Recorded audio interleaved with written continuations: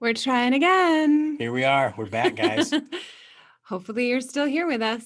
Absolutely. We had a few of you guys in the chat, and we are having some major technical difficulties. But I think we got it. But I think we're here. But we're going to go ahead, I think, and it looks like the rally or the debate might be going, guys. So we're going to go ahead and get that. Hop right on in. Get that going. All right. So we'll pop in every now and again, but yeah, guys, we'll talk with you in the chat, and let's get this thing started. Yeah, I'm excited.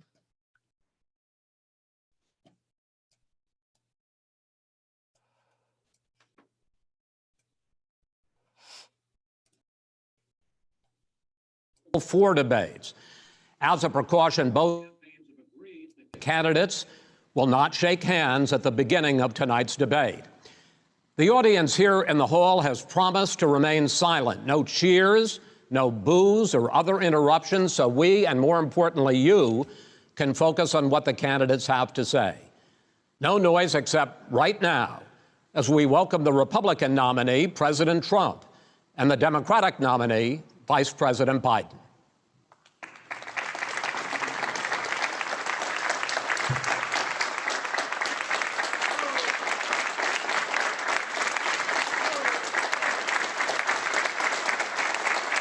How you doing, man? How are you? I'm well.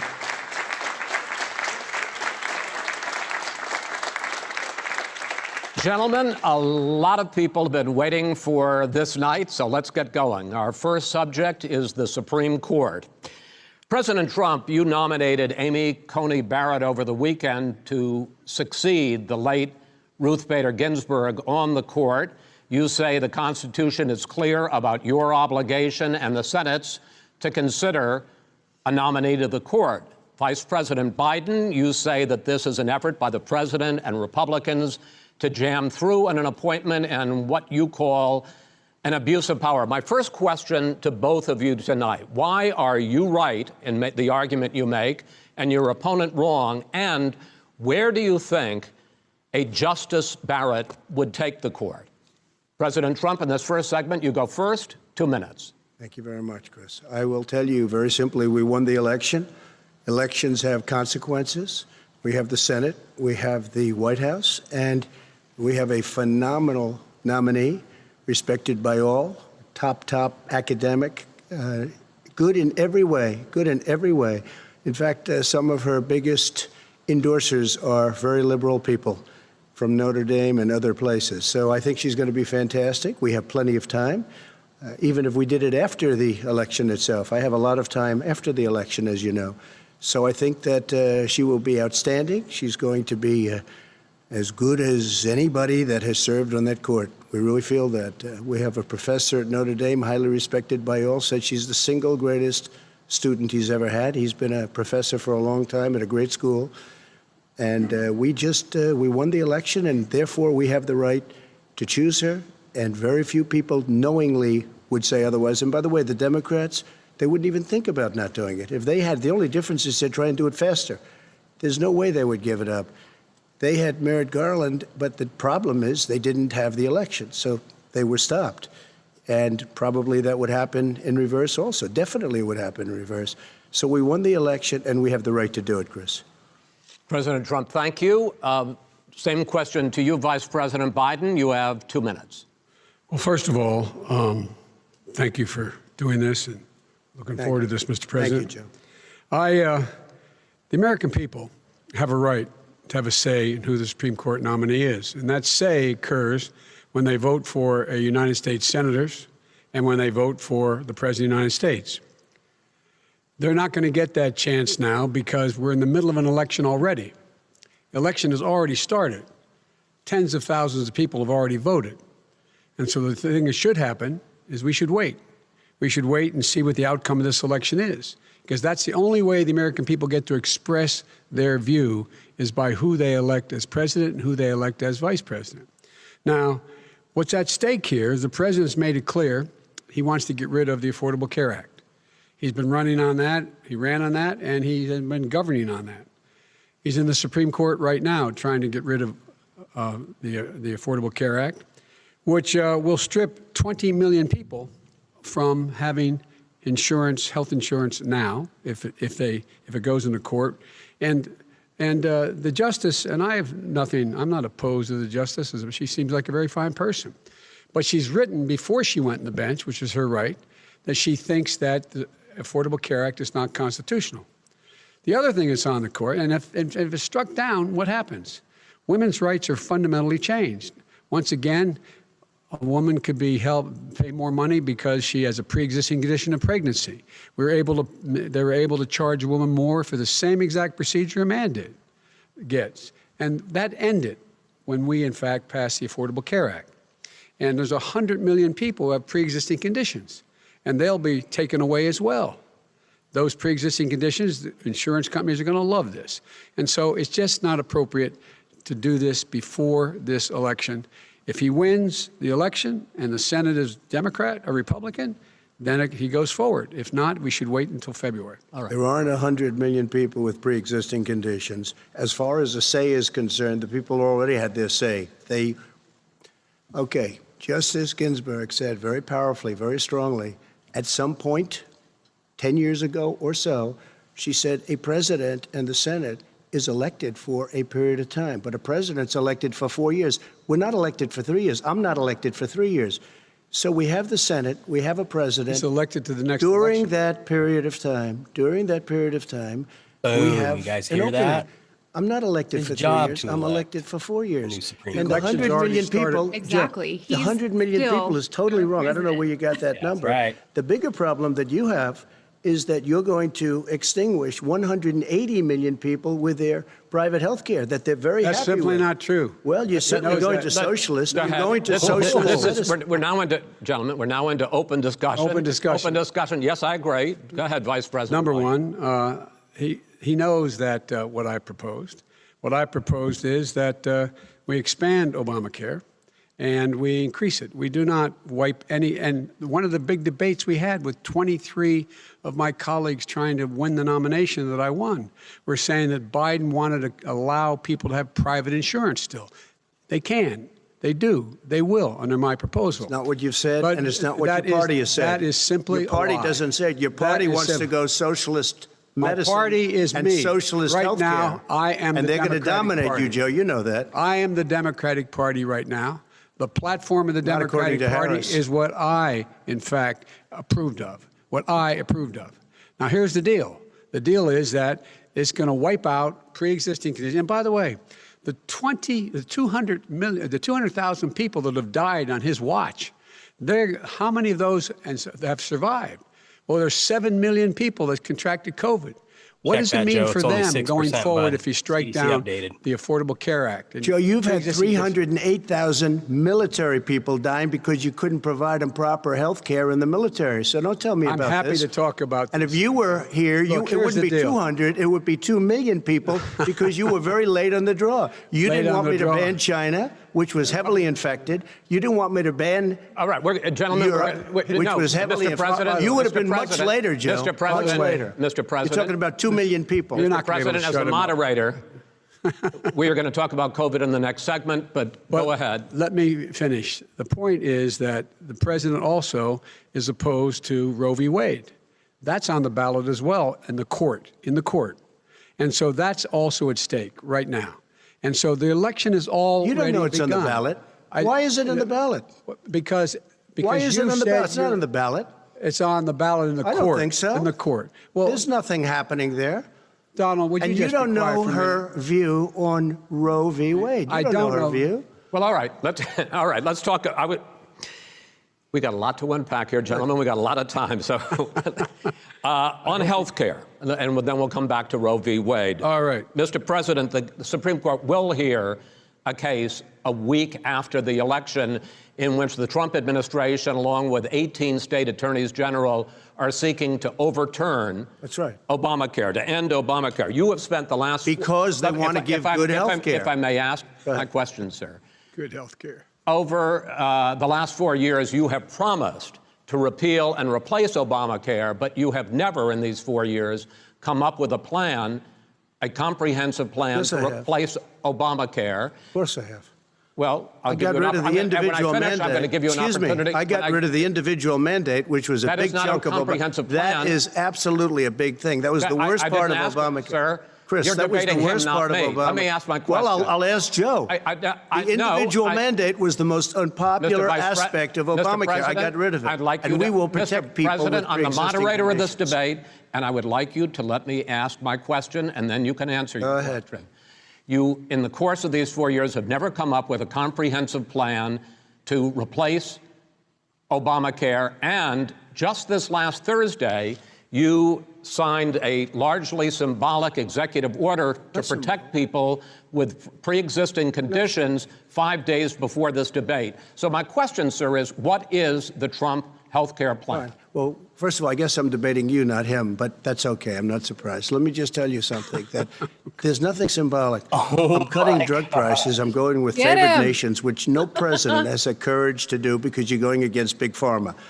Drug prices will be coming down 80 or 90%. You could have done it during your 47-year period in government, but you didn't do it. Nobody's done it. So we're cutting health care. All of the things that we've done, insulin. I give you an example, insulin.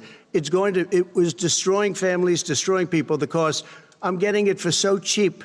It's like water, you want to know the truth. So cheap. Take a look at all of the drugs what we're doing, prescription drug prices. We're going to allow our governors now to go to other countries to buy drugs because they pay just a tiny fraction. As I say, this is open discussion. No, let me but ask this you is about, big, this is big stuff. Sir, you'll be happy. I'm about to pick up on one of your points to ask the vice president, which is he points out that you would like to add a public option to Obamacare, and the argument that he makes and other Republicans make is that that is going to end private insurance. It is and not. Well, if I can ask you the question, it will end. Not what your party says, by the way. It will end private insurance and create a government takeover of health care. It does not. It's only for those people who are so poor they qualify for Medicaid. They can get that free in most states, except governors who want to deny people who are poor Medicaid. Anyone who qualifies for Medicare Medicaid would automatically be enrolled in the public option. The vast majority of the American people would still not be in that option, number one. Joe, you agreed with Bernie Sanders, who's far left, on the manifesto, we call it, and that gives you socialized medicine. Look, hey, I'm not going to listen to him. The fact of the matter is, I beat Bernie Sanders. Not by much. I beat him a whole hell of a lot. I'm here standing facing you, old buddy. Pocahontas would have left 2 days early. You would have lost every primary. All he knows how to do is Super Tuesday. You got very lucky. Here's the deal. I got very lucky. I'm going to get very lucky tonight as well. And tonight I'm going to make sure, because here's the deal. Here's the deal. The fact is that everything he's saying so far is simply a lie. I'm not here to call out his lies. Everybody knows he's a liar. But you I just want to make sure. Joe, you're the liar. I want to make sure. You graduated last in your class, not first in your class. I want to make sure. Mr. President, can you let him finish, sir? No, he doesn't know how to do that. He has, You'd be surprised. You pick You'd be surprised. the wrong guy, the wrong night at the wrong time. Listen, you agreed with Bernie Sanders to the manifesto. The whole idea. Let him. There is no manifesto, number Please one. let him speak, Mr. Number two. You just lost the left. Number two. You just lost the left. You agreed with Bernie Sanders on a plan folks, absolutely folks, do you have any idea what this clown's doing? They call it Do you have any idea? socialized medicine. Mr. President. I tell you what, he is not for any help for people needing health care. Because he, in fact, already has cost 10 million people their health care that they had from their employers because of his recession. Number one. Number two, there are 20 million people getting health care through Obamacare now that he wants to take it away. He won't ever look you in the eye and say that's what he wants to do. Take it away. No, I want to give them better health care at a much lower price because by the way, he doesn't know how. He doesn't know how to do that. I've already fixed it. He has never offered a plan. Fixed it to an extent. He has never done a single thing. As you might know, but probably don't. Gentlemen, you realize if you're both speaking at the same time, and it's too expensive. Let the president. Go ahead, sir. Obamacare is no good. We made it better, and I had a choice to make very early on. We took away the individual mandate. We guarantee pre-existing conditions, but took away the individual mandate. Listen, this is the way it is. And that destroyed, they shouldn't even call it Obamacare. Then I had a choice to make. Do I let my people run it really well, Or badly. If I run it badly, they'll probably blame him, but they'll blame me. But more importantly, I want to help people, okay? I said, you got to run it so well. That's what he's And I known just for. had a meeting with them. They said the problem is no matter how well you run Obamacare, it's a disaster. It's too expensive, I got you. premiums I are got too it. high, and That's it what his doesn't work. peop- that's what his So people said. we do No, want to no, get no. rid of it. But it's Chris, an we open- want to get rid of it. I and understand give it, sir, but something I have that's to cheaper and give you better. roughly equal time. Good. Please let the Vice President talk. Good. He has no plan for health care. Of course we do. Please. He sends out wishful thinking. He has executive orders that have no power. He hasn't lowered drug costs for anybody. He's been promising a health care plan since he got elected. He has none, like almost everything else he talks about. He does not have a plan. He doesn't have a plan. And the fact is, this man doesn't know what he's talking about. All right. He's I have one final question for you, Sure. Mr. Vice President. If Senate Republicans, we were talking originally about the Supreme Court here, if Senate Republicans go ahead and confirm Justice Barrett, there has been talk about ending the filibuster or even packing the court, adding to the 9 justices there. You call this a distraction by the president, but in fact, it wasn't brought up by the president. It was brought up by some of your Democratic colleagues in the Congress. So my question to you is, you have refused in the past to talk about it. Are you willing to tell the American people tonight whether or not you will support either ending the filibuster or packing the court? Whatever position I take on that, that'll become the issue. The issue is the American people should speak. You should go out and vote. You're in voting now. Vote and let your senators know how strongly you feel.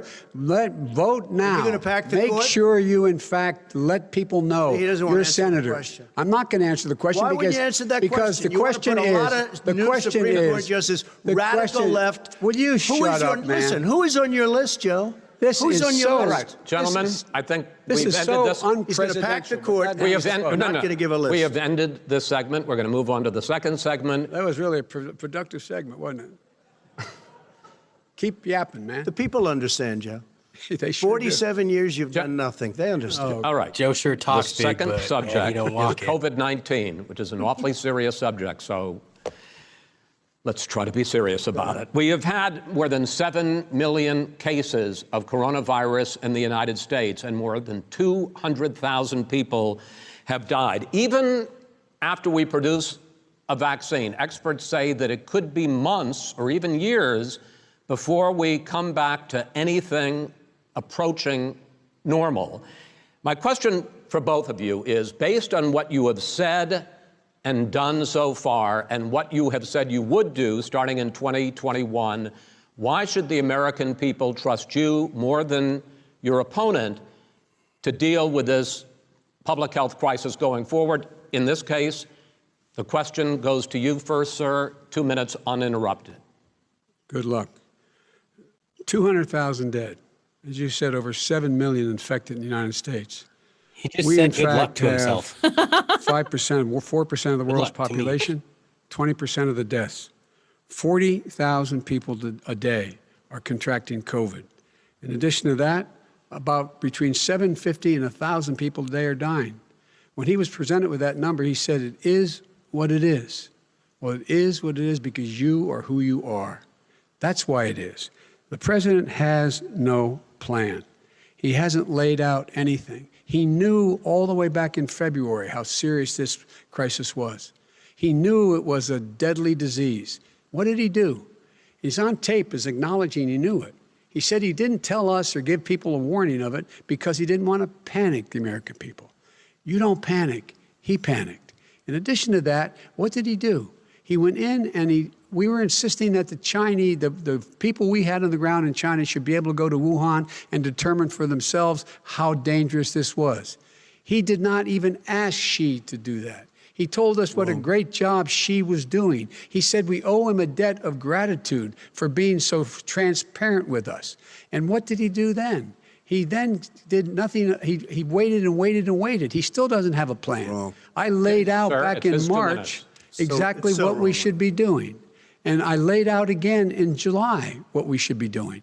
We should be providing all the protective gear possible. We should be providing the money the House has passed in order to be able to go out and get people the help they need to keep their businesses open schools that cost a lot of money. You should get out of your bunker and get out of the sand trap and get in your golf course and go in the Oval Office and bring together the Democrats and Republicans and fund what needs to be done now to save lives. So if we would have listened to you. You have 2 minutes, sir. If we would have listened to you, the country would have been left wide open. Millions of people would have died, not 200,000. And one person is too much. It's China's fault. It should have never happened. They stopped it from going in, but it was China's fault. And by the way, when you talk about numbers, you don't know how many people died in China. You don't know how many people died in Russia. You don't know how many people died in India. They don't exactly give you a straight count, just so you understand.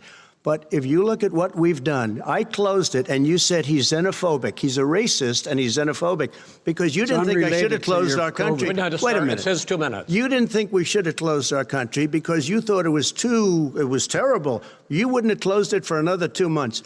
By my doing it early, in fact, Dr. Fauci said, President Trump saved thousands of lives. Many of your Democrat governors said, President Trump did a phenomenal job. We worked with the governor. Oh, really? Go take a look. The governors said I did a phenomenal job. Most of them said that. In fact, people that would not be necessarily on my side said that. President Trump did a phenomenal job. We did. We got the gowns. We got the masks. We made the ventilators. You wouldn't have made ventilators. And now we're weeks away from a vaccine. We're doing therapeutics already. Fewer people are dying when they get sick. Far fewer people are dying. We've done a great job. The only thing I haven't done a good job, and that's because of the fake news. No matter what you say to them, they give you bad press on it. It's just fake news. They give you good press. They give me bad press because that's the way it is, unfortunately. But let me just tell you something. I don't care. I've gotten used to it. But I'll tell you, Joe, you could never have done the job that we did. You don't have it in your blood. You could have never done that job. I know how to do the job. I know how to get the job Well, you didn't do very well in swine flu. H1N1. You were a disaster. Your own chief of staff said you were a disaster. 14,000 people died, not 200,000. There was no economic recession. Sir, you made a There was no recession. You made a point. Let him answer. And there was we didn't shut down the economy. This is his economy he's shut down. The reason it's shut down is because, look, you folks at home, how many of you got up this morning and had an empty chair at the kitchen table because someone died of COVID? How many of you were in a situation where you lost your mom or dad and you couldn't even speak to them? You had a nurse holding a phone up so you could, in fact, say goodbye. You would have lost far more people. Far more people. You would have been. And by the way, his own CDC director says we could lose as many as another 200,000 people between now and the end of the year. And he said, if we just wear a mask, we can save half those numbers. Just a mask. And by the way, in terms of the whole notion of a vaccine, we're for a vaccine, but I don't trust him at all, nor do you. I know you don't. What we trust is a scientist. We trust Dr. Fauci. Johnson, Pfizer. By the way, gentlemen, let me move on to questions about the future, because you both have touched on two of the questions I'm going to ask. Focusing on the future first, President Trump, you have repeatedly either contradicted or been at odds with some of your government's own top scientists. The week before last, the head of the Centers for Disease Control, Dr. Redfield, said it would be summer before the vaccine would become generally available to the public. You said that he was confused and mistaken. Those were your two words. Yeah. But Dr. Slaoui, the head of your Operation Warp Speed, has said exactly the same thing. Are they both wrong? Well, I've spoken to the companies, and we can have it a lot sooner. It's a very political thing because people like this would rather make it political than save lives. It is a very political thing. I've spoken to Pfizer. I've spoken to all of the people that you have to speak to. We have great Moderna, Johnson & Johnson, and others. They can go faster than that by a lot. Become very political because the left, or I don't know if I call them left, I don't know what I call them. So you're suggesting that the head of your Operation Warp Speed, Dr. Slaoui? I disagree with him. Yeah, no, I disagree with both of them. And he didn't say that. He said it could be there, but it could also be much sooner. I had him in my office 2 days ago. He talked about the summer, sir, before it's generally available. Just like he Dr. said it's Redfield. a possibility that we'll have the answer before November 1st. It could also be after that. When it's generally available. Well, we're going to deliver it right away. We have the military all set up. Logistically, they're all set up. We have our military that delivers soldiers, and they can do 200,000 a day. they're going to be This delivering is the the same vaccine. man It's who all told set you up. by Easter this would be gone away. By the warm weather, it'd be gone. Miraculous, like a miracle. And by the way, maybe you could inject some bleach in your arm, and that would take care of it. This is the same man. That was said sarcastically, and you know that. That was said sarcastically. And so here's the deal. This man is talking about a vaccine. Every serious company is talking about maybe having a vaccine done by the end of the year. But the distribution of that vaccine will not occur until sometime beginning or the middle of next year to get it out, if we get the vaccine. And pray God we will. Pray God we will. Mr. Vice President, I want to pick up, though, You'll have on the that. vaccine sooner I want to than pick that. up on this question, though. You say the public can trust the scientists, but they can't trust President Trump. In fact, you said that again tonight. Your running mate, Senator Harris, goes further, saying the public health experts, quote, will be muzzled, will be suppressed.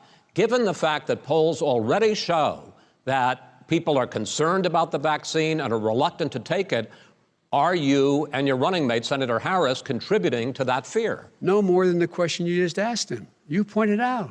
He puts pressure and disagrees with his own scientists. But you're saying Everybody you can't, or knows. Senator And Harris is saying no, you can't trust the scientists. No, you can trust the scientists. She didn't say that. You can't trust She said the public health Did say experts, that. quote, will be muzzled, will be suppressed. Well, that's what he's going to try to do. But there's millions of scientists, there's thousands of scientists out there, like here at this great hospital, that don't work for him. Their job doesn't depend on him. That's not, they're the people, and by the way. I spoke to the scientists that are in charge. By the way. They will have the vaccine very soon. Let him finish. Do you believe for a moment what he's telling you in light of all the lies he's told you about the whole issue relating to COVID? He still hasn't even acknowledged that he knew this was happening, knew how dangerous it was going to be back in February, and he didn't even tell you. He's on record as saying it. He panicked or he just looked at the stock market, one of the two, because guess what? A lot of people died, and a lot more are going to die unless he gets a lot smarter, a lot quicker. So- Mr. President? Did you use the word smart? So you said you went to Delaware State, but you forgot the name of your college. You didn't go to Delaware State. You graduated either the lowest or almost the lowest in your class. Don't ever use the word smart with me. Don't ever use that word. Oh, give me a break. Because you know what? There's nothing smart about you, Joe. 47 years, you've done nothing. Let's have this debate. And if We'll you see would have who's had, let me just tell you something, Joe. No, if you would have had the charge of what I was put through, I had to close the greatest economy in the history of our country. And by the way, now it's being built again. see, and We're it's going to going get up to the fast. economy in the next segment, sir. Okay. It's going up fast. I Okay. look forward to talking. When it comes to how the virus has been handled so far, the two of you have taken very different approaches, and this is going to affect how the virus is handled going forward by whichever of you ends up becoming the next president. I want to quickly go through several of those. Reopenings. Vice President Biden, you have been much more reluctant than President Trump about reopening the economy and schools. Why, sir?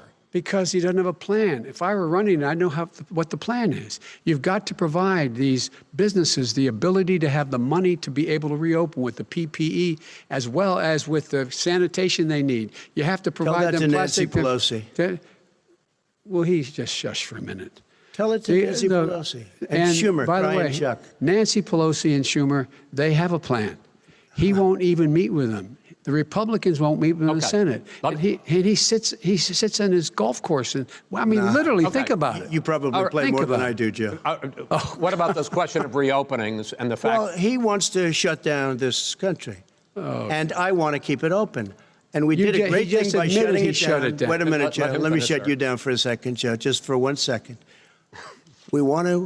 He wants to shut down the country. We just went through it. We had to because we didn't know anything about the disease. Now we found that elderly people with heart problems and diabetes and different problems are very, very vulnerable. We learned a lot. Young children aren't.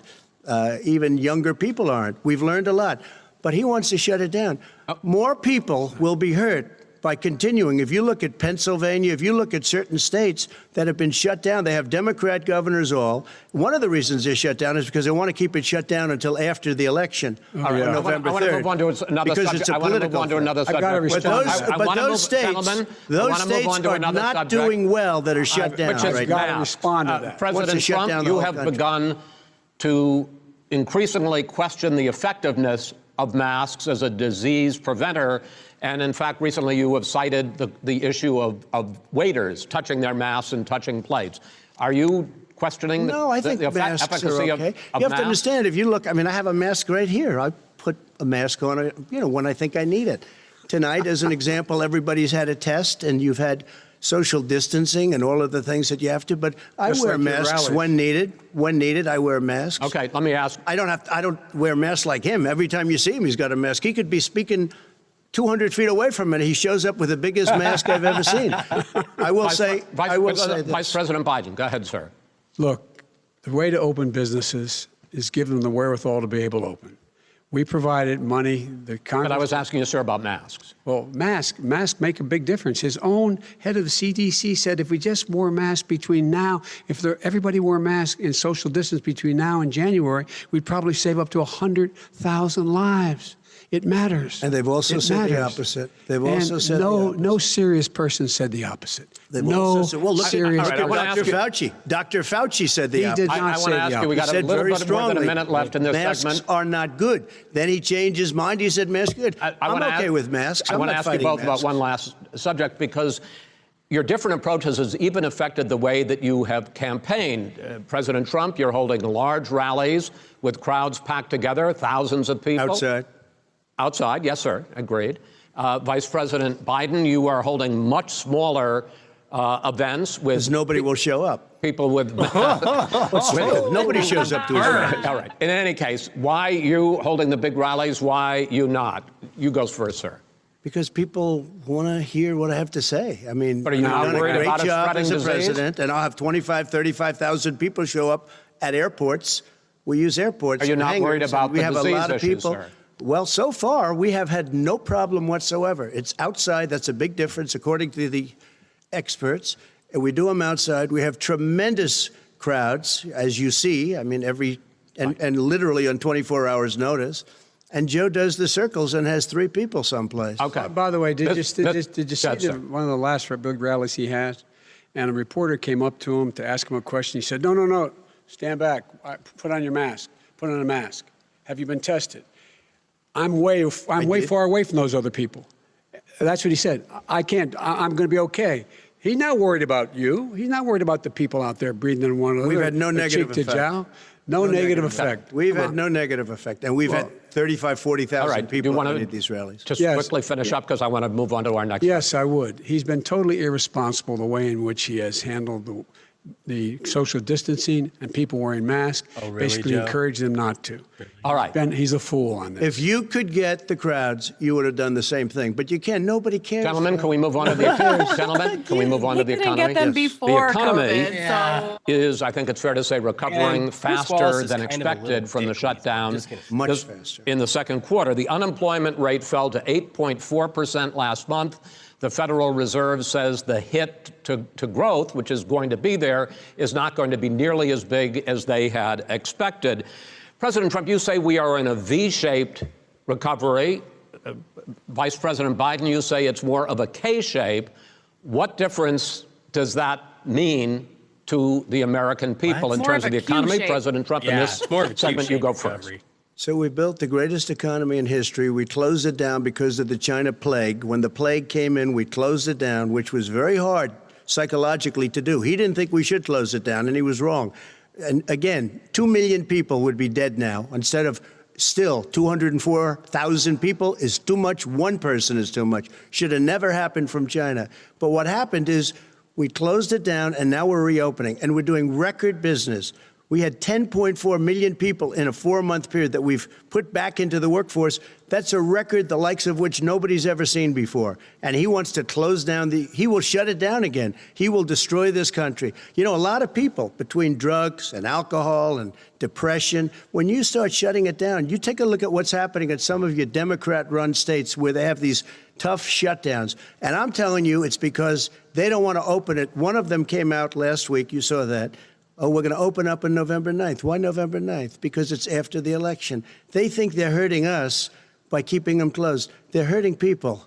People know what to do. They can social distance. They can wash their hands. They can wear masks. They can do whatever they want. But they got to open these states up. When you look at North Carolina, when you look, and these governors are under siege, Pennsylvania, Michigan, and a couple of others, you got to open these states up. It's not fair. You're talking about almost, it's like being in prison. And you look at what's going on with divorce, look at what's going on with alcoholism and drugs. It's a very, very sad thing. And he'll close down the whole country. This guy will close down the whole country and destroy our country. Our country is coming back incredibly well, setting records as it does it. We don't need somebody to come in and say, let's shut it down. All right. Your 2 minutes, sir. We're now moved to you. As I said, posing the question, the president says it's a V-shaped recovery. You say it's a K-shaped recovery. What's the difference? The difference is millionaires and billionaires like him in the middle of the COVID crisis have done very well. Billionaires have made another $300 billion because of his profligate tax proposal, and he only focused on the market. What was that, But Joe? you folks at home, you folks living in Scranton and Claymont and all the small towns and working class towns in America, how well are you doing? This guy paid a total of $750 in taxes. Sir, wait, no, sir, it's his wrong statement. Yeah, I understand. You've agreed to the 2 minutes, so please let him have it. Do I get my time back? The fact is that he has, in fact, worked on this in a way that he's going to be the first president of the United States to leave office having fewer jobs in his administration than when he became president. Fewer jobs than when he became president. First one in American history. Secondly, the people who have lost their jobs are those people who have been on the front lines, those people who have been saving our lives, those people who have been out there dying, people who've been putting themselves in the way to make sure that we could all try to make it. And the idea that he is insisting that we go forward and open when you have almost half the states in America with a significant increase in COVID deaths and COVID cases in the United States of America. And he wants to open it up more. Why does he want to open it up? Why doesn't he take care of the American? You can't fix the economy until you fix the COVID crisis. And he has no intention of doing anything about making it better for you all at home in terms of your health and your safety. Schools, why aren't schools open? Because it costs a lot of money to open them safely. You know, they were going to give, his administration was going to give the teachers and school students masks. And then they decided, no, couldn't do that because it's not a national emergency. You guys think Joe is reading not a the national teleprompter, emergency. has earpiece They've done help? nothing to help I sure small do. businesses. You probably memorized all Nothing. these They're talking closing. points. 1 in 6 is now gone. definitely is He ought to getting some get help right now. on the He's had all job summer to do and it, take right? care of the needs of the American people so we can open safely. All right. Your time is up, sir. We are going to get to... I have to respond to that. Well, you both had 2 minutes, sir. Excuse me, he made a statement. So did you. People want their schools, people want their schools open. They don't want to be shut down. They don't want their state shut down. They want their restaurants. I look at New York. It's so sad what's happening in New York. It's almost like a ghost town. And I'm not sure it can ever recover what they've done in New York. People want their places open. They want to get back to their lives. People They'll want be to be careful, safe. but they want their schools open. People want I'm to the be one that safe. brought back football. By the way, I brought back Big Ten football. It was me, and I'm very happy to do it. And All right, people of let's- Ohio are very proud of me. And you know We're how going I to get found back. out? When he took Gentlemen, the we're phony going to ad. get to your economic plans going forward in a moment. But first, Mr. President, as you well know, there's a new report that in 2016, the year you were elected president, and 2017, your first year as president, that you paid $750 a year in federal income tax each of those years. I know that you pay a lot of other taxes, but I'm asking you the specific question. Is it true that you paid $750 in federal income taxes each of those 2 years? I paid millions of dollars in taxes, millions of dollars of income tax. And let me just tell you, there was a story in one of the papers. Show us your tax I paid returns. $38 million one year. I paid $27 million Show us your tax 1 year. returns. I went. You'll see it as soon as it's Show us finished. Hunter's You'll tax see it. returns, You know, if Joe. you want to do, go to the Board of Elections. There's a 118-page or so report that says everything I have, every bank I have, I'm totally under-leveraged because the assets are extremely good, and we have a very, I built Sir, a great I'm asking company. you a specific question, which But is... let me tell you- I understand all of that. Release your I tax understand all of that. return. But let me- No, Mr. President, Go ahead. I'm asking you a question. Will you tell us how much you paid in federal income taxes in 2016 and 2017? Millions of dollars. You paid millions of dollars? Millions of dollars. So yes. not 750? Millions of dollars, and you'll get to see it. I- And you'll get to When? see it. But let me just Inshallah? tell you, Chris, let me just tell you something, that it was the tax laws. I don't want to pay tax. Before I came here, I was a private developer. I was a private business people. Like every other private person, unless they're stupid, they go through the laws, and that's what it is. He passed a tax bill that gave us all these privileges for depreciation and for tax credits. We build a building and we get tax credits, like the hotel on Pennsylvania Avenue. You get a massive, which, by the way, was given to me by the Obama administration, if you can believe that. Now, the man got fired right after that happened. But Vice President Biden, you want to respond? Yeah, I do want to respond. Look, the tax code that made him, put him in a position that he pays less tax than a school teacher makes on the money a school teacher makes is because of him he says he's smart because he can take advantage of the tax code. And he does take advantage of the tax code. That's why I'm going to eliminate the Trump tax cuts. And I'm going to eliminate those tax cuts and make sure that we invest in the people who, in fact, need the help. People out there need help. But why didn't you do it over the last 25 years? Because you weren't president. Because you weren't president screwing things up. You were a senator. And You're by the way, worst you were president America has ever had. Hey, Come Joe, on. let me just tell you, Joe. I've done more in 47 months. I've done more than you've done in 47 years, Joe. We've done things that you never even thought of doing, including fixing the broken military that you gave me, including taking care of your vets. Mr. President, we're talking about the economy. I'd like to ask you about your plans going forward because, Mr. Vice President, your economic plan, if you were to be elected president, focuses a lot on big government, big taxes, big spending. I want to focus first on the taxes. You propose more than $4 trillion over a decade in new taxes on individuals making more than $400,000 a year and on corporations. President Trump says that that kind of an increase in taxes is going to hurt the economy as it's just coming out of a recession. Well, just take a look at what the analysis done by Wall Street firms. Points out that my economic plan would create 7 million more jobs than his in 4 years, number one. And number two, it would create an additional $1 trillion in economic growth because it would be about buying America. Make those jobs, that we have Joe, to. We're going to make this federal government spend $600 billion a year on everything from ships to steel to buildings and the like. And under my proposal, we're going to make sure that every penny of that has to be made by a company. But respectfully, sir, I'm talking about taxes, not spending. By the way, I'm going to eliminate a significant number of the tax. I'm going to make the corporate tax 28%. It shouldn't be 21%. You have 91 companies, in the Fortune 500 who don't pay a single penny in tax, making billions of dollars. Why didn't you do it before when you were vice president with Obama? Because you, in fact, passed that.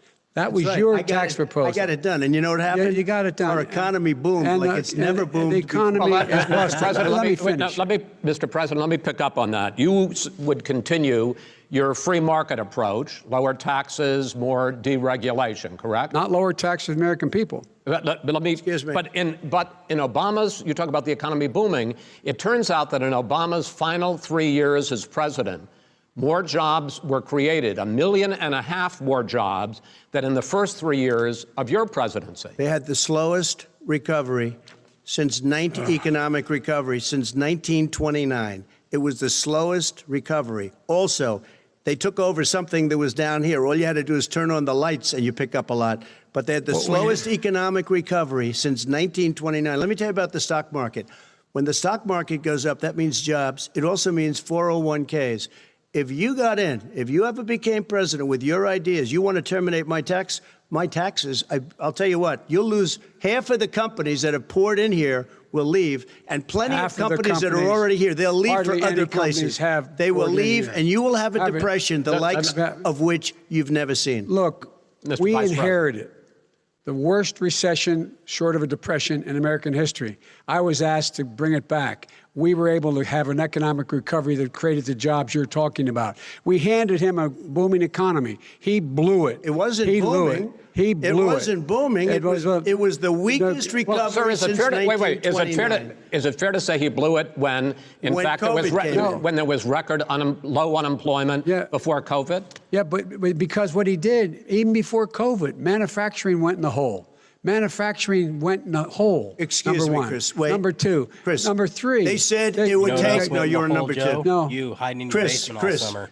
They said it would This take a guy is miracle to bring back manufacturing. I brought back 700,000 jobs. They brought back nothing. They gave up on manufacturing. We Part did of not my forget. standard fare. I'm the guy that He brought totally back gave the up on automobile manufacturing. All right, let him. We brought back, I was asked to bring back Chrysler and General Motors. We brought them back right here in the state of Ohio and Michigan.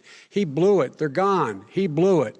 And in fact, they're going. Ohio had the best year it's ever had last year. Michigan had the best year they've ever had. That is not Many true. car companies No, came in from Germany, from Japan, went to Michigan, went to Ohio. They're not Joe is having the it. And they didn't come in Wait, with you. Mr. Vice President, go ahead.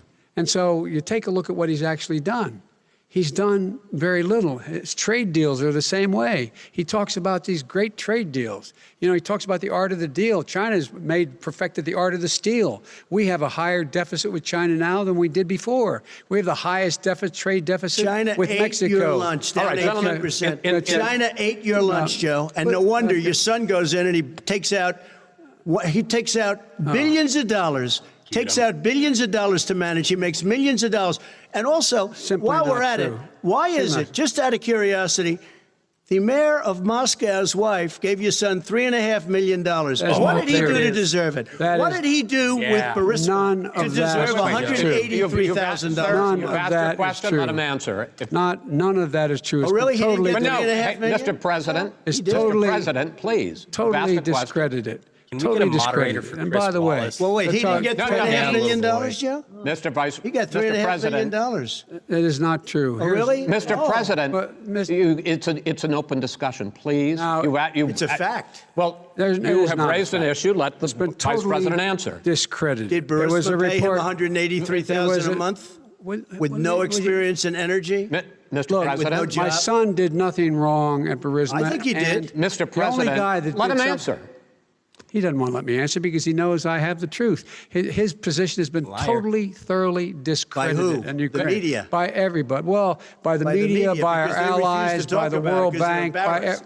You mean China? by everyone has discredited. Matter of fact, even Mr. the President, people who please stop. testified under oath. So let me Under ask you oath. this, Joe. Under No, oath. go ahead, Mr. Mr. I'm President, listening to you. people under- He got $3.5 he million from testified- Moscow. He testified under oath in his administration, said, I did my job and I did it very well. Oh, I really? did it I'd like to honorably. know who they are. Well, I'll give you the list I'll of the fire people who them. testified. No, go ahead, sir. Sure, you've already fired most of them because they did a Some good because job. some people don't do well, a good here's job. The, With you, Go they ahead. say You we're- get here's the the wait a deal. minute. You get the final word, Mr. well, it's hard to get any word in with this clown. Excuse me. This. Hey, let me just say, Joe. No. I'm Mr. President. $3.5 I'm Mr. million, President. Joe. That is simply. Why did he not true. deserve $3.5 million It from did- Moscow? Look, here's the deal. We want to talk about families and ethics. I don't want to do that. I mean, his family we could talk about all night. His family's My already. family, No, let him- my let- family already lost wrote- a fortune by Okay. coming down and helping Go us ahead. with Go ahead, government. sir. And that's Every- such a. they're right That's here. it, Mr. That's President. such a Every great. single one of them lost This a is not fortune about President. my coming and family or helping his us with family. It's government. about your family, They the didn't American collect people. $3.5 million He nothing. doesn't. That's not true. It How come Joe doesn't won't want to look Trump talk in the eye? about You guys think what he's scared? you need. Trump's You, staring right the at him, American and he's like people. looking at the It's about camera like, I you. can't make eye That's what we're contact talking with this about. Maybe you here. should All right, Not that's the, about end here. of the, that's the end of the Shouldn't have segment. taken the money. We're moving on. He didn't take them. Well, Vice it's a President, but Chris, no, can I be honest? It's a very important Try to be question. honest. No, He I- stood up. No, he stood up, the answer to and the he question is no. threatened Ukraine. No, sir. With $1 billion, Sir, if you don't that get rid is of the you know what, you're- absolutely wait, not stop. true. How did You're Chris doing it. Wallace You're gonna get have- this Tape. job True. again? Gentlemen, Is- I hate to raise Chris, my voice, he's but on it seems to tape. be, why should I be different than the two of you? So here's the Got a deal. good point. We have 6 segments. We have ended that segment. We're going to go to the next segment. In that segment, you each are going to have 2 uninterrupted moments. In those 2 uninterrupted minutes, Mr. President, you can say anything you want. I'm going to ask a question about race, but if you want to answer about something else, go ahead. But I think that the country would be better served if we allowed both people to speak with fewer interruptions. I'm appealing to you, sir, to do that. Chris And him too. Yeah. Well, frankly, you've been doing more interrupting Well, that's than all he right, has. but he does plenty. Well, less than Truth. sir, less There's than plenty. No, less than you have. Let's please continue on. The issue of race. Vice President Biden, you say that President Trump's response to the violence in Charlottesville 3 years ago, when he talked about very fine people on both sides, was what directly led you to launch this run for president. Oh, yeah. Why don't you look up what he President actually said? Trump, you have often said that you believe you have done more for Black Americans than any president, with the possible exception of Abraham Lincoln. My question for the two of you is, why should voters trust you rather than your opponent to deal with the race issues facing this country over the next 4 years? Vice President Biden, you go first. It's about equity and equality. It's about decency. It's about the Constitution.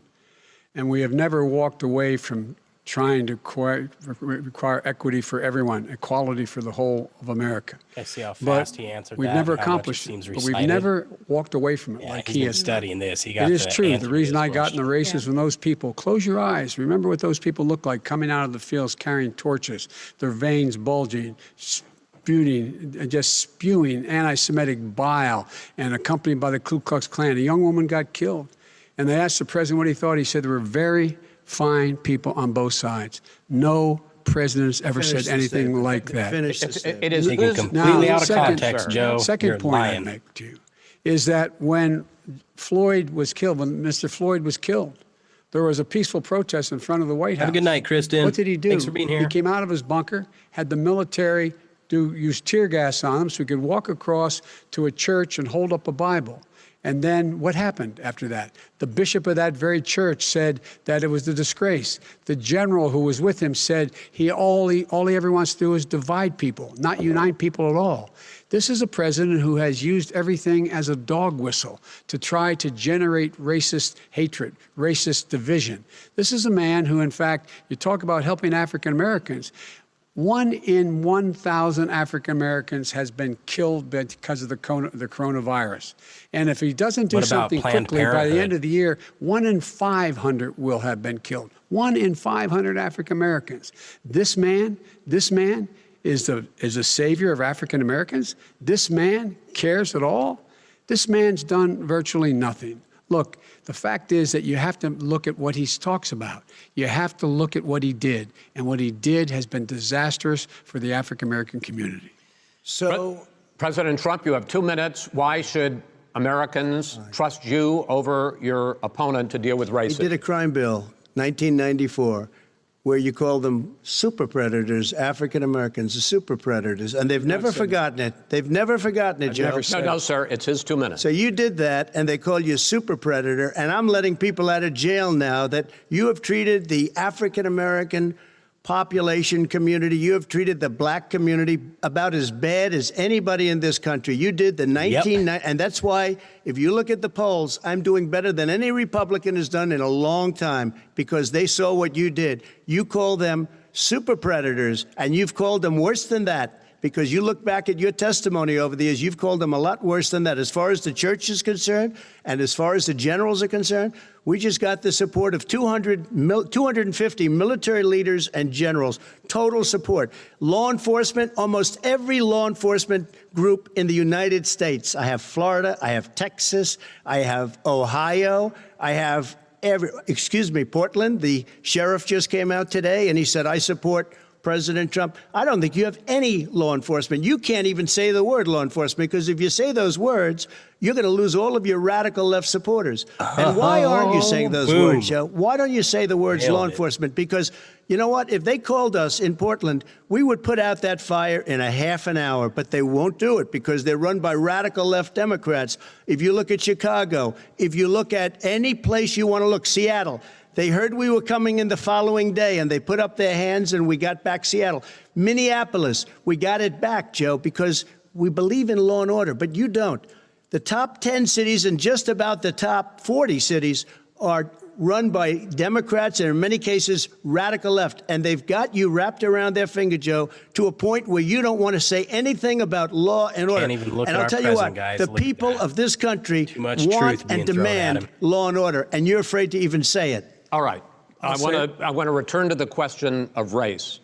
Vice President Biden, after the grand jury in the Breonna Taylor case decided not to charge any of the police with homicide, you said it raises the question, quote, whether justice could be equally applied in America. Do you believe that there is a separate but unequal system of justice for blacks in this country? Yes, there is. There's systemic injustice in this Systems for country, what, in Joe? education and work and in law enforcement and the way in which it's enforced. But look, the vast majority of police officers are good, decent, honorable men and women. They risk their lives every day to take care of us. But there are some bad apples. And when they occur, when they find them, they have to be sorted out. They have to be held accountable. They have to be held accountable. And what I'm going to do as President of the United States is call together an entire group of people at the White House, well, everything from the civil rights groups to the police officers, to the police chiefs, and we're going to work this out. We're going to work this out so we change the way in which we have more transparency in when these things happen. These cops aren't happy to see what happened to George Floyd. These cops aren't happy to see what happened to Breonna Taylor. Most don't like it. But we have to have a system where people are held accountable. And by the way, violence in response is never appropriate. Never appropriate. Peaceful protest is. Violence is never appropriate. All right. What is peaceful protest? When they run through the middle of the town and burn down your stores and kill people all over the place, that and you is say not peaceful protest? President Trump, No, it's I'm not asking. but you say it is. President Trump, I'd like to continue with the issue of race. I promise we're going to get to the issue of law and order in a moment. Fine. This month, your administration directed federal agencies to end racial sensitivity training that addresses white privilege or critical race theory.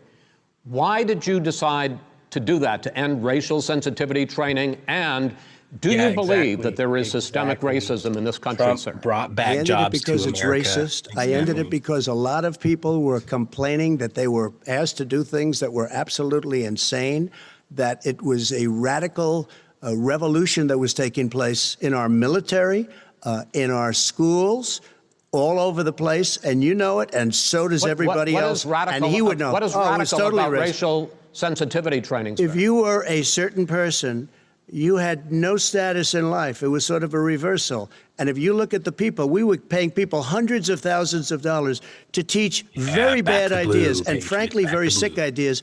And really, they were teaching people to hate our country. And I'm not going to do that. I'm not going to allow that to happen. We have to go back to the core values of this country. They were teaching people that our country is a horrible place, it's a racist place, and they were teaching people to hate our country. And I'm not going to allow that to happen. Vice President Biden? Nobody's doing that. He's the racist. You just don't know. Here's the deal. I know a lot more about that. What did he just say? Oh my gosh. The fact is that there is racial insensitivity. People have to be made aware of what other people feel like, what insults them, what is demeaning to them. It's important to people know they don't want to. Many people don't want to hurt other people's feelings, but it makes a big difference. It makes a gigantic difference in the way a child is able to grow up and have a sense of self-esteem.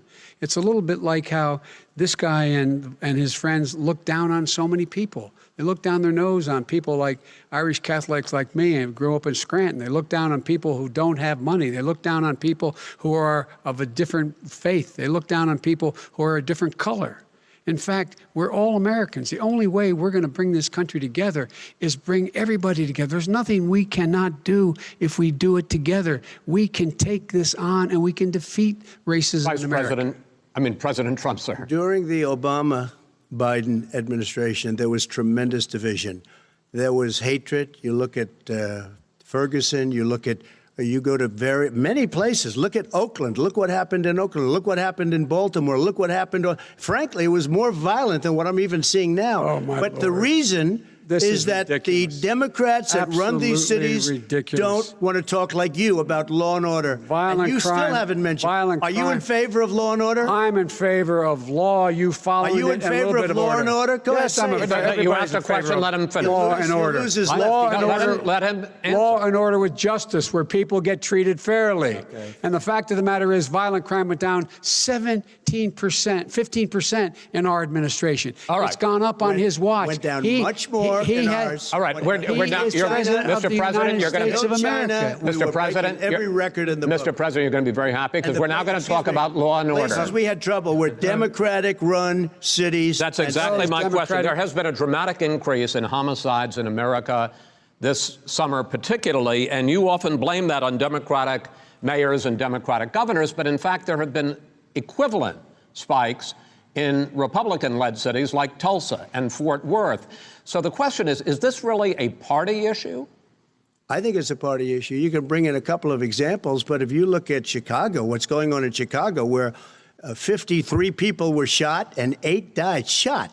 If you look at New York, where it's going up like nobody's ever seen anything, the numbers are going up 100, 150, 200%.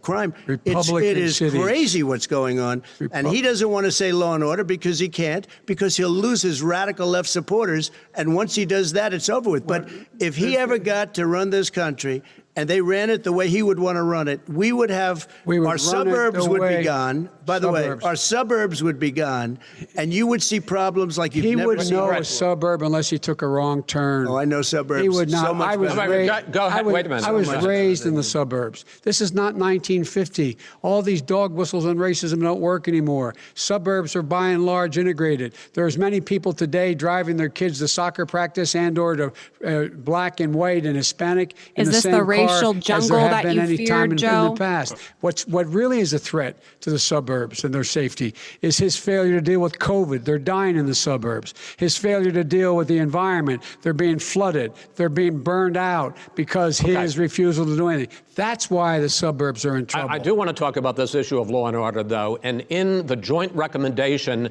that came from the Biden-Bernie Sanders task force, you talked about, quote, reimagining policing. Yeah. First of all, what does reimagining policing mean, and do you support? It means. Let me, if I might finish the question. What does reimagining policing mean, and do you support the Black Lives Matter call for community control of policing? Look, what I support is the police having the opportunity to deal with the problems they face. And I'm totally opposed to defunding the police officers. As a matter of fact, local police, the only one defunding it, his budget calls for a $400 million cut in local law enforcement assistance. They need more assistance. They need, when they show up for a 9/11 call, to have someone with them as a psychologist or psychiatrist to keep them from having to use force and be able to talk people down. We have to have community policing like we had before, where the officers get to know the people in the communities. That's when crime went down. It didn't go up, it went down. Unless that psychiatrist and so we have to be engaged. That's not what they're talking about, Chris. That's not what he's talking about, defunding the police. That is not true. He doesn't have any law support. Look, he has no law enforcement that's not support. true. Almost nothing. Look. Oh, really? Who do you have? Name one group that supports you. Name one group that came out and supported you. Go ahead. We have time. We don't have time to do anything. Think about it. Name one law enforcement group that came out and supported you. Gentlemen, I think I'm going to take back the moderator's role, and I want to get to another subject, which is the issue of protests in many cities that have turned violent. In Portland, Oregon, especially, we had more than 100 straight days of protests, which I think you would agree. You talk about peaceful protests. Many of those turned into riots. Mr. Vice President, you say that people who commit crimes should be held accountable. The question I have, though, is, as the Democratic nominee, and earlier tonight you said that you are the Democratic Party right now, have you ever called the Democratic mayor of Portland or the Democratic governor of Oregon and said, hey, you got to stop this, bring in the National Guard, do whatever it takes, but you stop the days and months of violence in Portland? I don't hold public office now. I am a former vice president. I've made it clear in my public statements that the violence should be prosecuted. It should be prosecuted, and anyone who commits it. But you've never called for the people, the leader. Excuse me, sir. You have never called for the leaders in Portland and in Oregon to call and bring in the National Guard and knock off 100 days of riots. They can, in fact, take care of it if he just stay out of the way. Look here. Oh, really? Really? Here's the thing. I sent in the U.S. Marshals to get the killer of the young man in the middle of the street. They shot him, and for 3 days, President Trump, Portland wouldn't do anything. I had to send in the U.S. Marshals. They took care of business. Go ahead, sir. And by the way, you know, his own former spokesperson said, you know, riots and chaos and violence help his cause. That's what this is all about. I don't know who said that. I do. Who? I think Kellyanne Conway. I don't think she said that. She said that. And so here's the all right. But here's the point. The Guys, point he is totally that just made that that's up. what he is You watch his trying to face. He was rile like, everything I up. don't know. I'm making a He say doesn't no. want to calm things down. Instead of going in and talking to people and saying, let's get everybody together, figure out how to deal with this. What's he do? He just pours gasoline in the fire constantly, and every single solitary time. Okay, and to end this, button up this segment, I'm going to give you a minute to answer, sir. You have repeatedly criticized. I have to answer his statement. No, you have His repeatedly. statement. Wait, you have just 1 No, second. you've been talking He back made and a forth. statement. I'm asking you. I would love to end it. Sir. I would love to end it, and You we know, if would you want to very- switch seats. We would very quickly. We could do that, but I'd send in the National Guard, it would be over. There'd be no problem. Okay, But they good. don't want to accept the National Guard. You have repeatedly criticized the vice president for not specifically calling out Antifa and other left-wing That's right. extremist groups. But are you willing tonight to condemn white supremacists and militia groups and to say that they Done this need to before. stand down Come on, and not dude. add to the violence in a number of these cities, as we saw in Kenosha and as we've seen in Portland? Sure, are you I'm willing prepared to do that, specifically but do it? Well, I go would ahead, say, sir. I would say almost everything I see is from the left wing, not from the right wing. what are you- If what are you saying? I'm willing to do anything. I want to see Well, peace. then do it, sir. Say it. Do it. Say it. Do you want to call him? What do you want to call him? Give me a name. Give me a White name. Go ahead. supremacists Who and would right you like me to supremacists. condemn? White Proud Boys. supremacists and right Proud militia. Boys, stand back and stand by. But I'll tell you what. Somebody's got to do something about Antifa and the left, because this is not a right-wing problem. His This own is a left-wing. FBI director This said is a the threat left-wing of problem. white Go ahead, sir. supremacists. Antifa's an idea, not an organization. Oh, you got it, Not Bo. militia. What? That's what Joe, his you just shot FBI, his Really? FBI Oh, they're director pretty said. organized. Well, then you know what? No, He's we're wrong. done. We're done, sir. We're Everybody- moving on to the next. We're Everybody moving When a on. bat advice hits in you your over the head, that's administration. not an idea. Everybody in Antifa your is bad. administration tells you the truth has a bad idea. Can I tell you what? You have no ideas that are Antifa is a dangerous All right, radical gentlemen, group. we're now moving on to the Trump And and you ought to be Biden careful with records. them. They'll overthrow you. When in a 2 president, seconds. I'm going to ask a question. When the president seeks a second term, it is generally a referendum on his record. But Vice President Biden, you like to quote one of your dad's sayings, which is, don't compare me to the almighty, compare me to the alternative. And in this case, sir, you are the alternative. Looking at both of your records, I'm going to ask each of you, why should voters elect you president over your opponent? In this segment, President Trump, you go first, 2 minutes. Because there has never been an administration or president who has done more than I've done in a period of 3.5 years. And that's despite the impeachment hoax. And you saw what happened today with Hillary Clinton, where it was a whole big con job. But despite going through all of these things, where I had to fight both flanks and behind me and above, there has never been an administration that's done what I've done. The greatest, before COVID came in, the greatest economy in history, lowest unemployment numbers. Everything was good. Everything was going. And by the way, there was unity going to happen. People were calling me for the first time in years. They were calling and they were saying, it's time maybe. And then what happened? We got hit, but now we're building it back up again. A rebuilding of the military, including Space Force and all of the other things. A fixing of the VA, which was a mess under him. 308,000 people died because they didn't have proper health care. It was a mess. And we now got a 91% approval rating at the VA, our vets. We take care of our vets. But we've rebuilt our military. The job that we've done, and I'll tell you something, some people say maybe the most important. By the end of the first term, I'll have approximately 300 federal judges and Court of Appeals judges, 300, and hopefully 3 great Supreme Court justices. That is a record, the likes of which very few people, and you know one of the reasons I'll have so many judges? Because President Obama and him left me 128 judges to fill. When you leave office, you don't leave any judges. That's like, you just don't do that.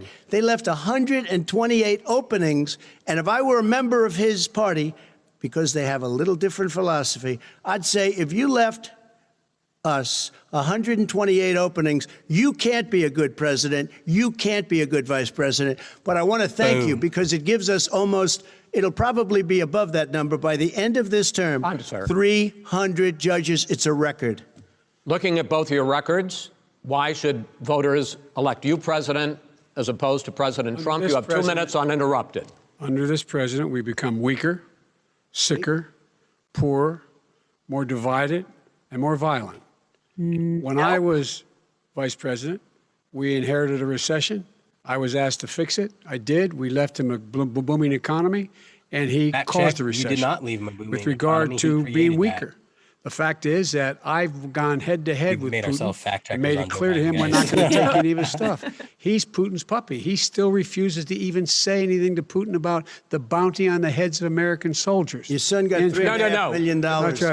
And by the way, Mr. my President, son. wait a minute. Mr. President, your campaign agreed to both sides would get 2-minute answers uninterrupted. Well, your side agreed to it, and why don't you observe what your campaign aged to as a ground rule, okay, Chris sir? Wallace. He never keeps his word. Can you add back No, He's I'm a not person asking. that's That was not a holding rhetorical the question. council. Can you Go add ahead, back sir. 30 seconds? Yeah, yes, Okay. you may have. All right. Go ahead. So, thirdly, we're poor.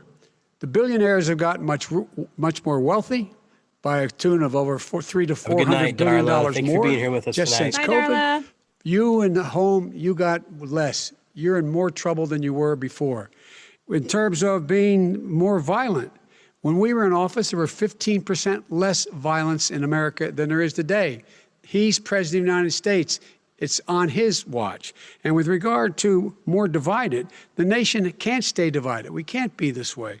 And speaking of my son, the way you talk about the military, the way you talk about them being losers and being and just being suckers. My son was in Iraq. He spent a year there. He got the Bronze Star. He got the Conspicuous Service Medal. He was not a loser. He was a patriot, and the people left behind there were heroes. Really? And I resent. Are you talking like about hell. Hunter? Are you talking about I'm Hunter? talking about my son, Beau Biden. You're talking about. I don't know Bo. I know Hunter. Yeah, Hunter you know got Bo. thrown. Hunter got thrown out of the military. He was thrown out, dishonorably discharged. That's not got true. such It wasn't dementia. dishonorable. He thought Cocaine Trump use, was talking about and Beau he didn't Biden. have a He was job talking until about you Hunter. became vice Hunter's a president. washed And up. once you None of became that vice is president, true. he made a fortune in Ukraine, in China, in Moscow, That is simply and various not other places. true. He My made son, a fortune. My son, and he didn't have a job. My son, like a lot of people we know at home, had a drug problem. He's overtaken it. He's fixed it. He's worked on it, and I'm proud of him. But why was he I'm proud of given my tens son. of millions All of right. But he dollars? wasn't given All right. tens of He millions was of given dollars. That tens is of totally, millions of that's dollars. President Trump, totally President Trump, discredited. we've already been through. Totally discredited. We've already been through this. I think the American people would rather hear about more substantial So do I. subjects. Well, you know, as the moderator, sir, I'm going to make a know, judgment we call wanna here. hear about $3.5 Hunter. million Okay, from right. the Let's mayor talk of about- Moscow. Let's talk That is about- not I think true. it's a terrible That thing. report is totally Why did he get it? discredited. I Mitt think- Romney on that committee said it wasn't worth taxpayers' money, that report. It was written for political reasons. You know, I'd like to talk about climate change. So would I. Okay. The forest fires in the West are raging now. They have burned millions of acres. They have displaced hundreds of thousands of people. When state officials there blame the fires on climate change, Mr. President, you said, I don't think the science knows. Over your 4 years, you have pulled the U.S. out of the Paris Climate Accord. You have rolled back a number of Obama environmental records. What do you believe about the science of climate change? And what will you do in the next 4 years to confront it? I want crystal clean water and air. I want beautiful, clean air. We have now the lowest carbon. If you look at our numbers right now, we are doing phenomenally. But I haven't destroyed our businesses. Our businesses aren't put out of commission. If you look at the Paris Accord, it was a disaster from our standpoint. And people are actually very happy about what's going on because our businesses are doing well. As far as the fires are concerned, you need forest management in addition to everything else. The forest floors are loaded up with trees, dead trees that are years old, and they're like tinder, and leaves and everything else. You drop a cigarette in there, the whole forest burns down. You've got to have forest management. What do you You've got to have believe? cuts. What do you believe Look in about the fire science department, of too, for a little climate bit. change? He's right. Sir? All that I stuff on the believe ground, that that's we have fuel. to do That's everything fuel we for can fire. to have And they immaculate no air, longer are allowed immaculate to do water, and do prescribed whatever burns, else so- we can that's good. You know, we're planting 1 billion trees, the Billion Tree Project, and it's very Do you exciting believe for a lot of people. that human pollution, greenhouse gas emissions contributes to the global warming of I this think planet? a lot of things do, but I think to an extent, yes. I think to an extent, yes. But I also think we have to do better management of our forests. Every year, I get the call, California's burning. California's burning.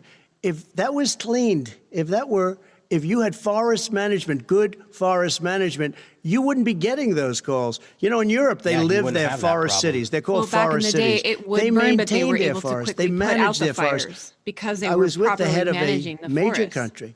It's a forest city. He said, sir, we have trees that are far more, they ignite much easier than California. There shouldn't be that problem. I spoke with the governor about it. I'm getting along very well with the governor. But I said, you know, at some point, you can't every year have hundreds of thousands of acres of land just burned to the ground. But, sir, that's burning down because of a lack of management. But, sir, if you believe in the science of climate change, why have you rolled back the Obama Clean Power Plan, which limited carbon emissions in power plants? Why have you relaxed? Because it was driving energy prices through the sky. Why have you relaxed fuel economy standards that are going to create more pollution from cars and trucks? Well, not really, because what's happening is the car is much less expensive and it's a much safer car, and you're talking about a tiny difference. And then what would happen, because of the cost of the car, you would have at least double and triple the number of cars purchased. We have the old slugs out there that are 10, 12 years old. If you did that, the car would be safer. It would be much cheaper by $3,500. In the case of California, they've simply ignored No, but you would take a lot of cars off the market because people would be able to afford a car. Now, and by the way, we're going to see how that turns out. But a lot of people agree with me, many people. The car has gotten so expensive because they have computers all over the place for an extra little bit of gasoline. And I'm okay with electric cars, too. I think I'm all for electric cars. I've given big incentives for electric cars. But what they've done in California is just crazy. Right. Vice President Biden, I'd like you to respond to the president's climate change record, but I also want to ask you about a concern. You proposed $2 trillion in green jobs. You talk about new limits, not abolishing, but new limits on fracking, ending the use of fossil fuels to generate electricity by 2035, and zero net emission of greenhouse gases by 2050. The president says a lot of these things would tank the economy and cost millions of jobs. He's absolutely wrong, number one. Number two, if in fact, during our administration, the Recovery Act, I was in charge, able to bring down the cost of renewable energy to cheaper than or as cheap as coal and gas and oil. Nobody's going to build another coal-fired plant in America. No one's going to build another oil-fired plant in America. They're going to move to renewable energy, number one. Number two, we're going to make sure that we are able to take the federal fleet and turn it into a fleet that's run on their electric vehicles. Making sure that we can do that, we're going to put 500,000 charging stations and all of the highways that we're going to be building in the future. We're going to build an economy that, in fact, is going to provide for the ability of us to take 4 million buildings and make sure that they, in fact, are weatherized in a way that, in fact, they'll emit significantly less gas and oil because the heat will not be going out. There's so many things that we can do now to create thousands and thousands of jobs. We can get to net zero in terms of energy production by 2035. Not only not costing people jobs, creating millions of good paying jobs, not $15 an hour, but prevailing wage, by having a new infrastructure that, in fact, is green. And the first thing I will do, I will rejoin the Paris Accord. I will join the Paris Accord because with us out of it, look what's happening. It's all falling apart. And That's talk great. about someone who has no relationship with foreign policy. Brazil, the rainforests of Brazil are being torn down, are being ripped down. More carbon is absorbed in that rainforest than every bit of carbon that's emitted in the United States. Instead of doing something about that, I would be gathering up and making sure we had the countries of the world coming up with $20 billion and say, here's $20 billion. Stop tearing down the forest. And if you don't, then you're going to have significant economic consequences. What about the argument that President Trump basically says that you have to balance environmental interests and economic interests, and he's drawn his line? Well, he hadn't drawn a line. He still, for example, he wants to make sure that methane's not a problem. You can now emit more methane without it being a problem. Methane. Right. This is a guy who says that you don't have to have mileage standards for automobiles that exist now. This is a guy who says that Well, the fact Not is, true. Not true. it's all true. And here's He's the deal. talking about the Green New Deal, and it's not $2 billion or $20 billion, as you said. It's $100 trillion. I'm talking about where they want to rip Biden down plan. Go for a buildings minute, and then you can go. and rebuild the building. No, It's the that is dumbest, not- most that ridiculous. is not where the airplanes are out of Wait a minute, sir. business, That's it. where two-car systems are out, where they Not want true. to take out the cows too. Not- not that's true. not true either, right? Not this is true. this is a 100 Simply, trillion. look, that's more money than our is- country could make in that is 100 simply years if we're not going. the case. All right, let me destroy our because I country. actually, wait a minute, sir. I actually have studied your plan, and it includes upgrading 4 million buildings, weatherizing 2 million homes over 4 years, building 1.5 million energy-efficient homes. So the question becomes, the president is saying, I think some people who support the president would say that sounds like it's going to cost a lot of money and hurt the economy. What it's going to do is going to create thousands and millions of jobs, good $100 paying trillion. jobs. But let him finish, sir. He doesn't know how to do that. $100 billion. The fact is, it's going to create millions of good-paying jobs, and these tax incentives to people for people to weatherize, which he wants to get rid of. It's going to make the economy much safer. Look how What much is we're up with paying Joe now and want to to deal with the weatherize stuff? hurricanes. By the way, he has an answer for What's up with hurricanes. He that? said maybe we should drop a nuclear weapon on them. They may. I never said that That's at all. he did say. You made it up. And here's the deal. You make up a we lot. we are going to be in a position You where make up a we lot of can stuff, create Joe. I think you made up your whole life. hard, good jobs by making sure the environment is clean and we all are in better shape. We spend billions of dollars now, billions of dollars on floods, hurricanes, rising seas. We're in real trouble. Look what's happening just in the Midwest with these storms that come through and wipe out entire sections and counties in Iowa. They didn't happen before. They're because of global warming. We make up 15% of the world's problem.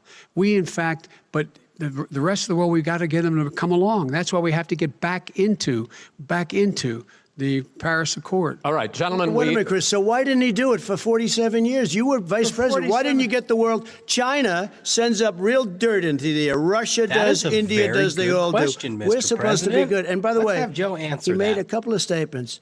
The Green New Deal is $100 trillion. That is not not $20 my billion. plan. That's The Green well, New you want to Deal rebuild every is not building. my plan. You want to All rebuild right, every. you have- knew you have to- anything wait a about- minute, wait. if he knew Gentlemen, He anything made a about statement that, about the started military. letting He said I said AOC something determine about the where your military. party was He and going. his friends made it up, and then they went with it. I never said it. Okay. That is What not he true. did Sir, is he you're done in said this segment. he called Mr. the Vice- military Mr. Vice President, stupid bastards. I and he did said not it on say tape. that. He Yes, said he did. stupid bastards. Please, He sir, said it. stop. I would never I say would that to Play the Stop. it. military. Play it.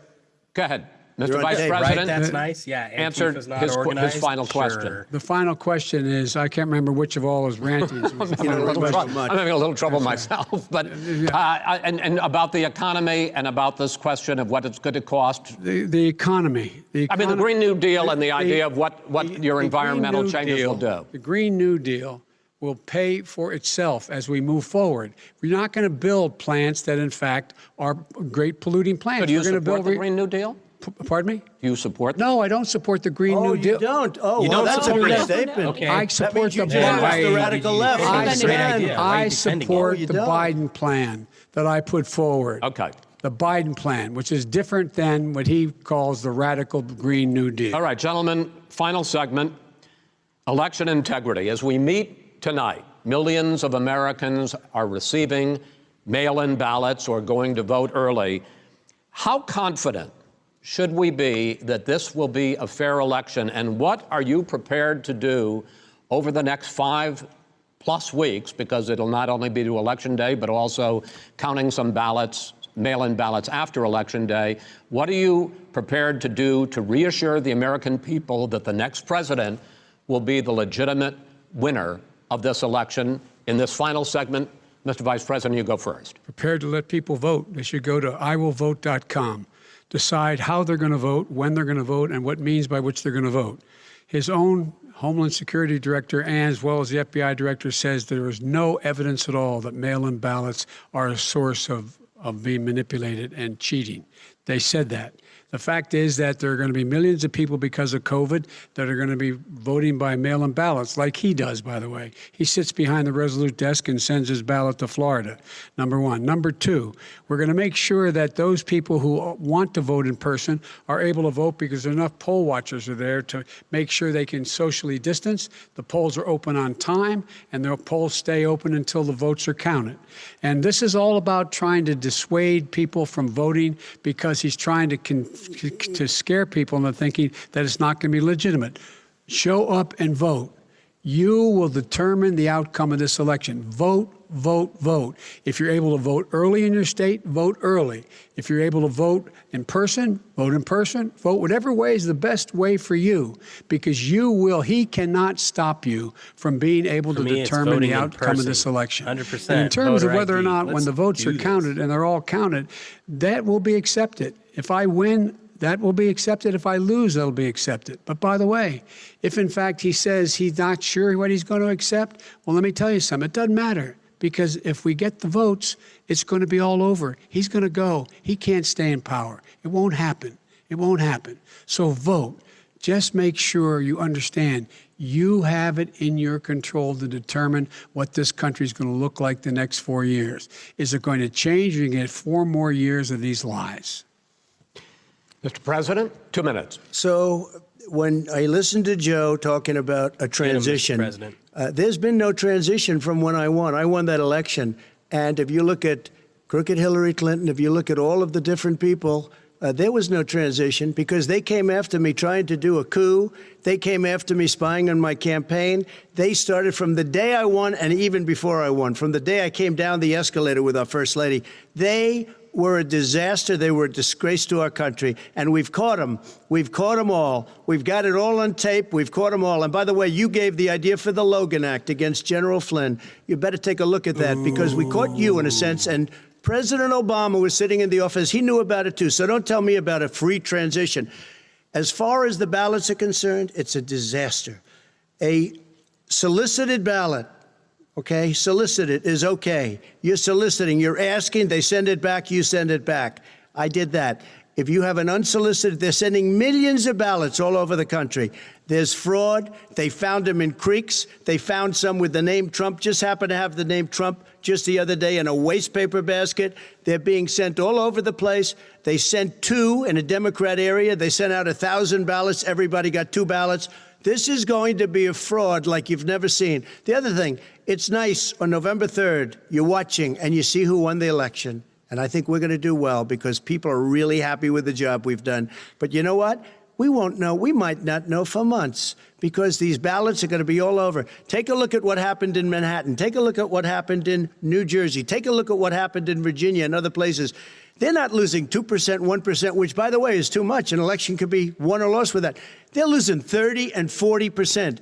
It's a fraud, and it's a shame. And can you imagine where they say, you have to have your ballot in by November 10th.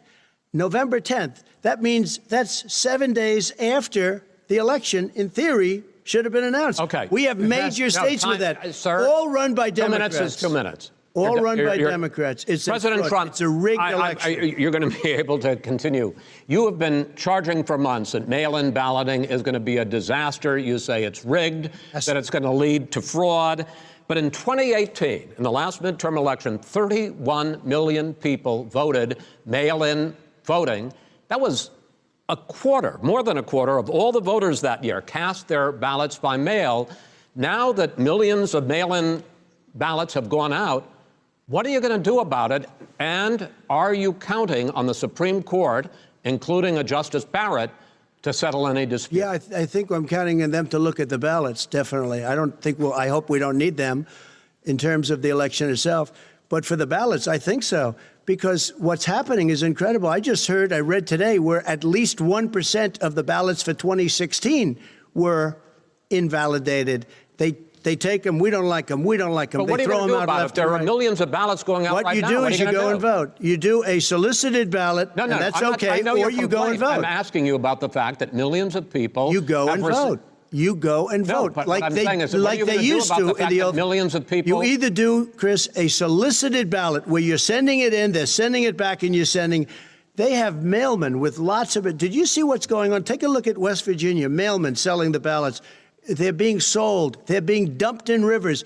This is a horrible thing for our country. This is not going to end well. There is no evidence This is not going to end well. 5 states have had mail-in ballots for the last decade or more. 5, including 2 Republican states. Where the loyalties and are you don't have to solicit the ballot. It's sent to you.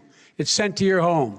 What they're saying is that it has to be a postmark by election day. If it doesn't get in till the 7th, 8th, 9th, it still should be counted. He's just afraid of counting the votes because he knows the outcome. You're wrong. I want to continue with you on this, Vice President Biden. Chris, he's so wrong when he makes a statement like that. Excuse me. Vice President Biden, the biggest problem, in fact, over the years with mail-in voting has not been fraud historically. It has been that sizable numbers, sometimes hundreds of thousands of ballots are thrown out because they have not been properly filled out, or there is some other irregularity, or they missed the deadline. So the question I have is, are you concerned that the Supreme Court with a Justice Barrett will settle any dispute? I'm concerned that any court would settle this, because here's the deal. When you get a ballot and you fill it out, you're supposed to have an affidavit. If you didn't know, you have someone say that this is me.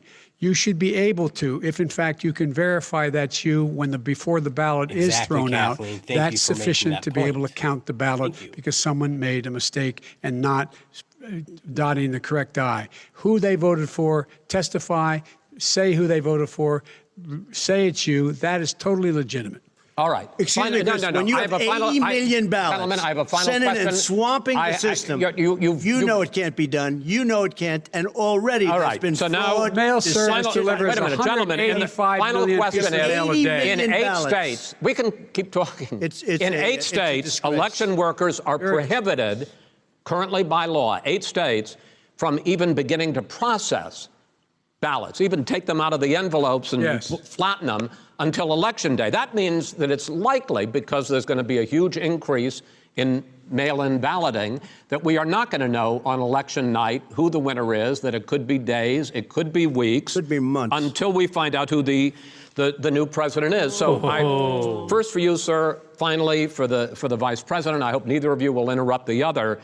Will you urge your supporters to stay calm during this extended period, not to engage in any civil unrest? And will you pledge tonight that you will not declare victory until the election has been independently certified?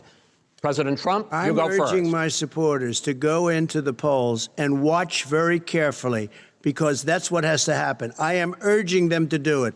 As you know, today there was a big problem. In Philadelphia, they went in to watch. They're called poll watchers, a very safe, very nice thing. They were thrown out. They weren't allowed to watch. You know why? Because bad things happen in Philadelphia, bad things. And I am urging my people. I hope it's going to be a fair election. If it's a fair election, I am 100% on board. But if I see tens of thousands of ballots being manipulated, I can't go along with that. And I'll tell you what, from a common sense, does that mean you're going to tell your people to take to the street? It means you have a fraudulent election.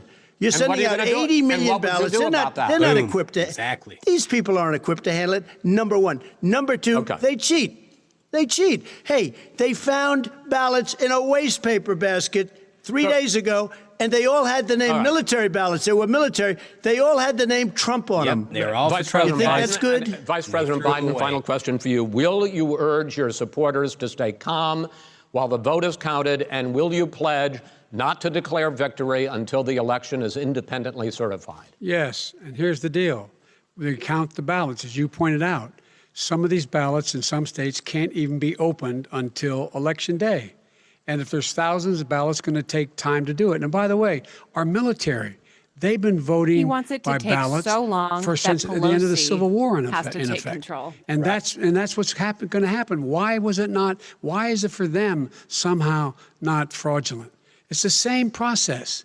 It's honest. No one has established at all that there is fraud related to mail-in ballots, that somehow it's a fraudulent process. It's already been established. Take a look at Carolyn Maloney's race in Manhattan. You had an opportunity to respond. Look at Carolyn Maloney. Go ahead. They have no idea what happened. Vice President Biden, go ahead. He has no idea what he's talking about. Here's the deal. The Joe, fact you is, have I no will idea what accept you're it, and he talking will about, too. You know Mr. why? Projectionist. Because once the winner is declared, after all the ballots are counted, all the votes are counted, that'll be the end of it.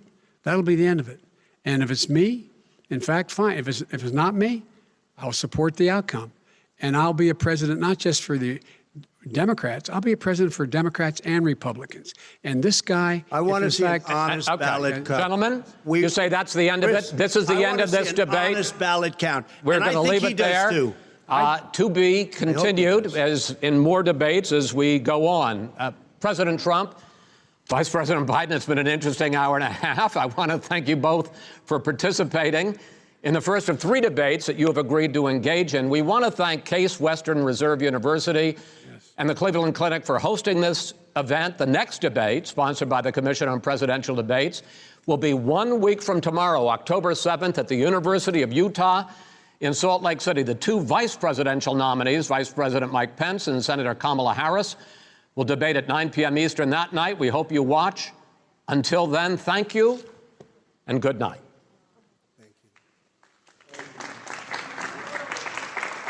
Thank you. Wow, what did you think about that, Patriots?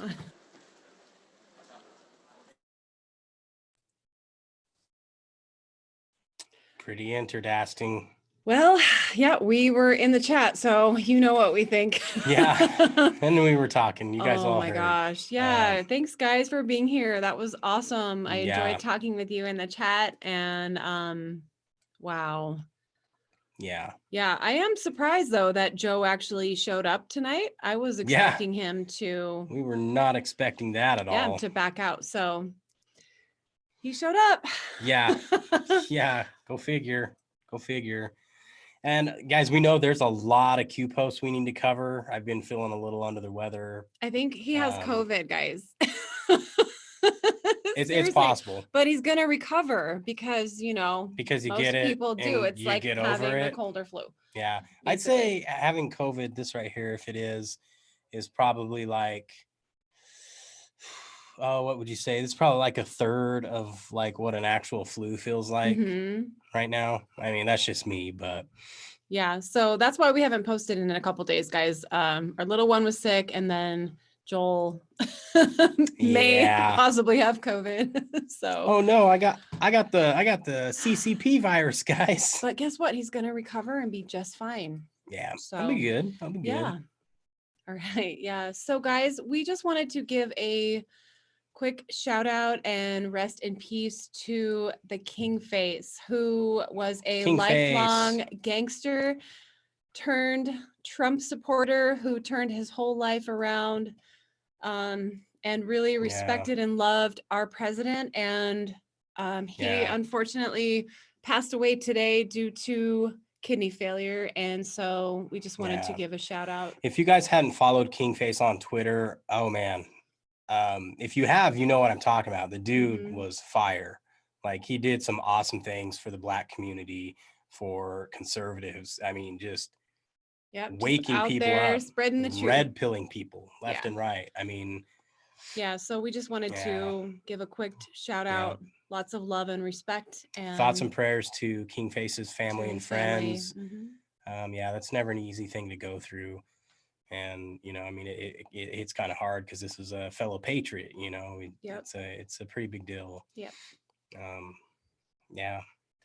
All right. So guys, I think we're going to end this, but thank you so much for being here with us and being in the chat with us. That was really awesome, even though it was hard to watch at times, right, guys? I know our blood was boiling.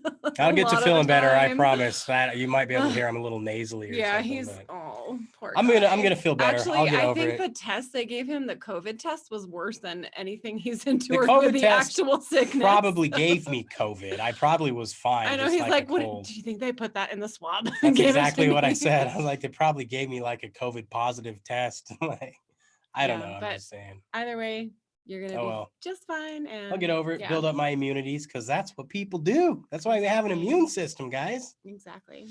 But, all right, we love you guys so much. Absolutely. Thank you so much for being here with us tonight. And if you're new here, if you enjoyed this, this is kind of off beat from what we Yeah. regularly do. We will really cover off the Q today. posts from the past few days, hopefully tomorrow. Yeah, we'll see Um, how Joel's feeling tomorrow, and we'll yeah. try to get those done because there's Yeah. been a lot happening. Absolutely. And we'll cover some other relevant stuff too. But until we see you again, guys, Patriots, nuns, digital soldiers, and proud deplorables, please do not forget where we go one. We go all. Love you guys so much. Have a great rest of your night. Good night, Patriots. God bless.